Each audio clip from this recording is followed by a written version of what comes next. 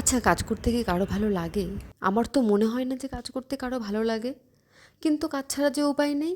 ওই যে একটু ধুলোবালি দেখলেই শরীরের ভিতর জ্বলন শুরু হয়, কখন ধুবো, কখন কাচবো, তেমনি।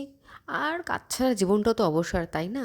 ওই যে উপরে বালতিটা দেখলে, ওটাই শেষ নয়, আবার এটাকে আনতে এসেছি। আর এটা দেখতে যতটা ছোট মনে হচ্ছে, ততটা ছোট কিন্তু নয়, অনেকটাই হেভি ছিল। যেহেতু বিল্ডিংয়ে আমাদের 5 তলা অবধি লিমিটেড লিফট, ওর পরে লিফট নেই, সেই কারণে আমাকে একতলা আমাকে আনতেই হবে কষ্ট করে, যাই হোক না কেন। আর এখানে একটা অদ্ভুত জিনিস কি জানো তো, এখানকার মানুষের জামা কাপড় এই ব্যালকানিতে, এই ছাদের পরে ঘন্টার পর ঘন্টা, দিনের পর দিন মেলানো থাকে।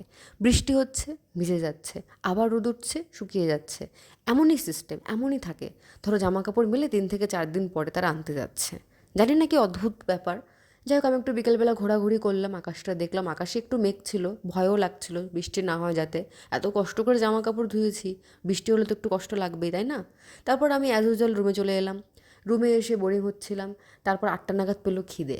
আমাদের পাশে একটা চাইনিজ স্টলে গেলাম, এই চিকেন চাউমিনটা নিয়ে এলাম।